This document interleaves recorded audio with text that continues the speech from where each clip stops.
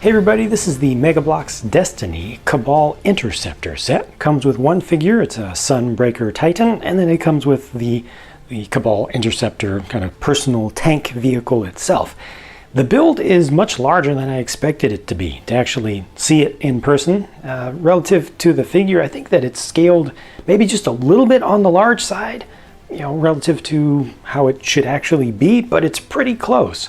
I'm very happy with it, and it has features that I did not expect, so it's actually better than I could have asked for based on what I see. It has all of this section here that's able to open up, stuff that you're not able to see in-game. All that opens up to show you a bit of a power core down inside of there with some transparent light blue pieces.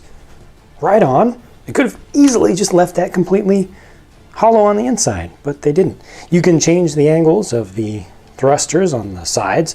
The one up front can go forward and back and can also lean in and out. It's got an additional pivot point there if you want to adjust that a little bit. The cannons on the sides do have multiple joints, but you can't move them very much just because of the geometry of how it all fits together. You're kind of limited in how far you can go, pushing that forward and kind of retracting it back about to there. That's about all you can do. I wish that you could change that up, but at least you can do the thrusters to make it look like it's moving a little bit more. Speaking of which, they've got these semi-transparent pieces on the base to allow it to skid over surfaces and also to kind of hold it up so it's not all completely flat down on the ground. But if you just bring the forward thrusters up a little bit, leaves you a little bit of room to be able to lean this over. So for just a display pose, you can have it leaning over to either side to make it look like it's kind of banking in turns. It's a little bit more of an action looking thing. The craft has no stickers on it, so that's a print right there. And these are printed pretty nicely around the sides. I'm not sure if these are new pieces. I personally don't recognize them offhand, at least in this color, but they're very useful pieces. They're definitely not specific to just Cabal Interceptors.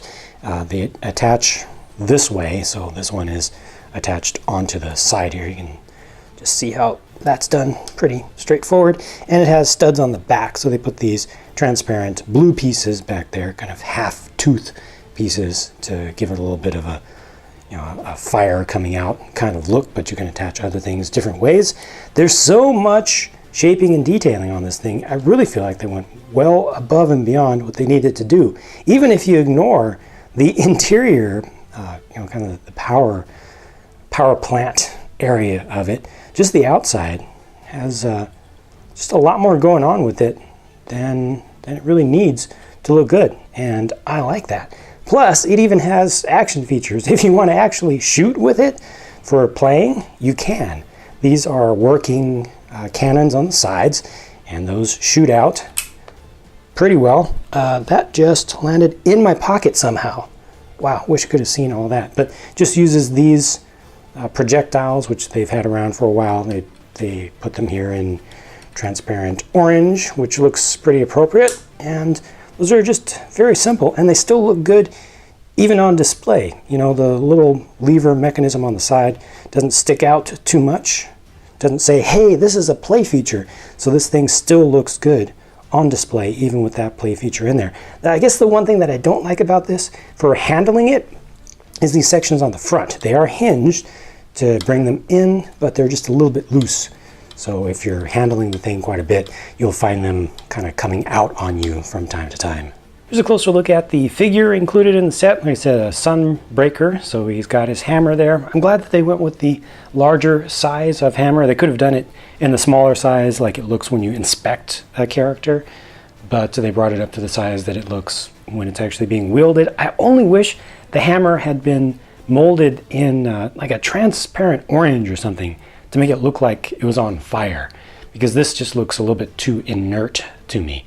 The shader, I don't play Titans, or I haven't played Titans for the most part, so I'm not that familiar with their specific equipment. The shader to me looks like blue marble, but feel free to correct me if I'm wrong on that.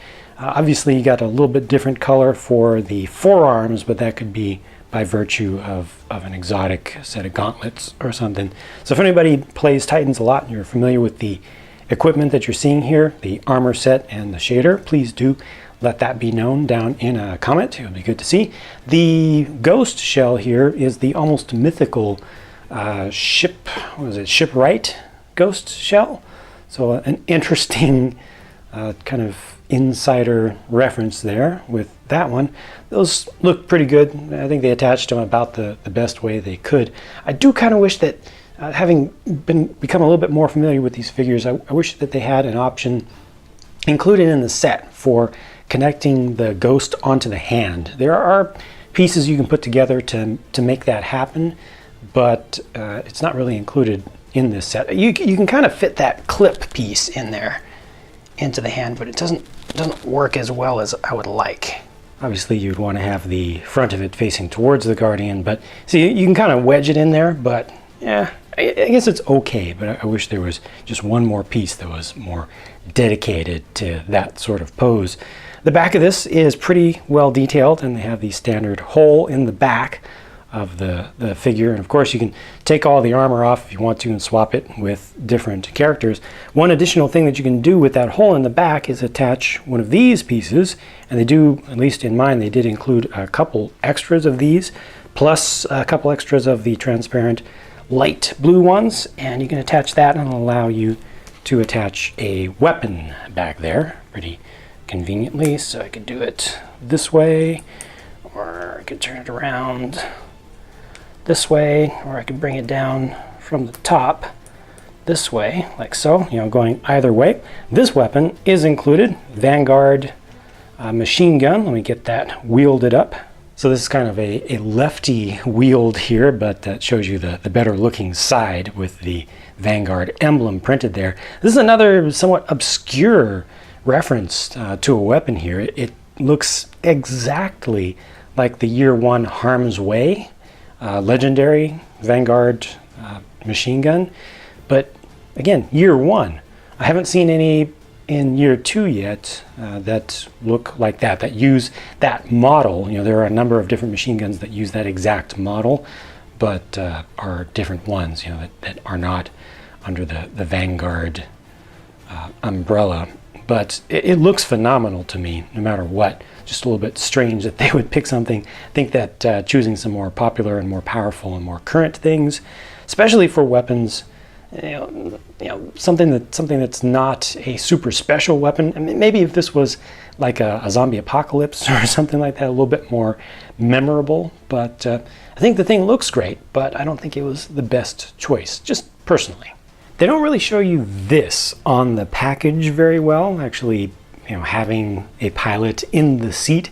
It takes a little bit of finagling of the leg joints to get it to squeeze in there. It's a tight squeeze. As I have it right now, one leg is bent and one leg is straight. You might be able to kind of go half and half in between that and get them to be a little bit more even. What is easy is getting the hands onto the controls, which is really good, being able to get that nice tight grasp in there. And that's really what's holding the figure in place, is how it is holding onto those two yokes. So that works quite well. It's just like I said, a little bit tough to get the legs in there just right. But once you do, it's very secure. It's not going to fall out. It doesn't want to pop out. And here the proportions of this whole area look pretty proper of where he's looking and everything. And yeah, that's a pretty good look. So there are a couple of imperfections with the set, and just subjectively, I feel like a few of the design decisions made with this were questionable, not necessarily the best. But if you like what you see here, I think that you will be very pleasantly surprised with what you get. The thing is bigger than it looked in pictures to me. The inclusion of some interior detail is really good. The build was very much enjoyable. It's pretty sturdy.